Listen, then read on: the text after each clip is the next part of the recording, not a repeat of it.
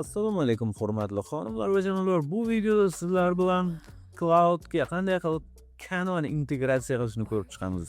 Ya'ni siz bu orqali Canva'dan odatdagidan ko'ra 10 barobar tezroq va sifatliroq foydalanishingiz mumkin bo'ladi.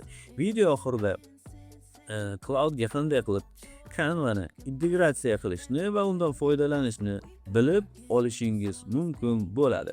Demak, cloudni desktop versiyasini ochib olishimiz kerak bo'ladi. Ya'ni siz kompyuteringizga cloudni o'rnatib olishingiz kerak bo'ladi.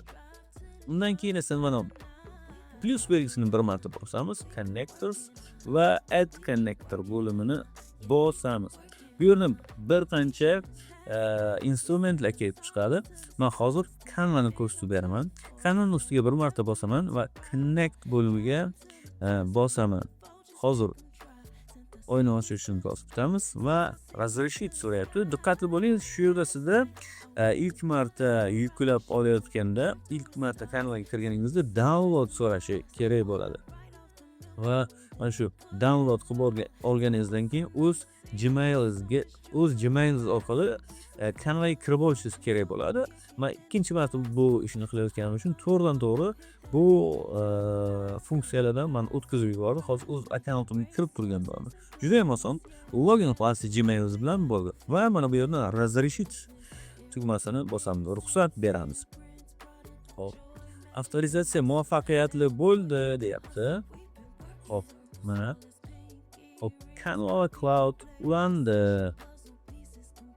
Endi bundan foydalanib ko'rishimiz kerak bo'ladi. Hozir bu oynani yoqaman. Xo'p, plusni bosaman. Connector. Mana diqqat qiling. Videoni agar shu joyda e'tiborli bo'lishingizni so'rayman.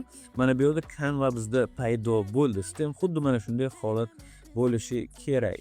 Endi bu yerga o'zingizni qanaqa dizayn qilmoqchi bo'lsangiz, mana shuni yozasiz. Masalan, men bu yerda yozaman.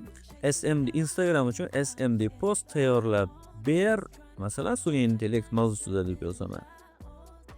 Mana ko'rishingiz mumkin, bizga 4 ta post tayyorlab berdi. Endi post sifati promptni darajasiga to'g'ridan-to'g'ri bog'liq. Men videoda ko'p vaqt olmaslik uchun juda ham noaniq prompt yozgandim. O'shanga yarasha 4 ta variant tayyorlab berdim. Masalan, birinchisini ko'ramiz.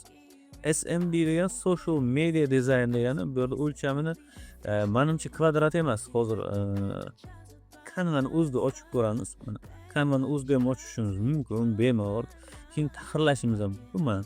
Social media design deganimga mana shu o'lchamda qilib, bu Instagramga to'g'ri keladi. Xo'p, mana bu instrumentni bosib qaysidir qismlarni ko'chirishimiz mumkin bo'ladi. Ctrl Z qilsak orqaga qaytadi. Xo'p, bu yerda endi Canva'dan foydalangan bo'lsangiz, bu instrumentlarni o'ylashimcha bilasiz. Sun'iy intellekt kelajakni o'zgartiruvchi texnologiya deb qo'yib, mana birinchisi. Agar sizga hammasi ma'qul kelsa, Canva'ni o'zidan bemalol yuklab olishingiz mumkin bo'ladi. Podelitsiyani bosib, ulashishni bosib, keyin bemalol yuklab olishingiz mumkin bo'ladi.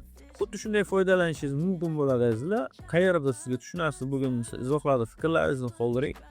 Keyingi video qaysi mavzuda bo'lsin, video yoqdi, yoqmadi, yoqqan bo'lsa like bosib do'stlarga ulashib qo'ying. Xayr, salomat bo'ling.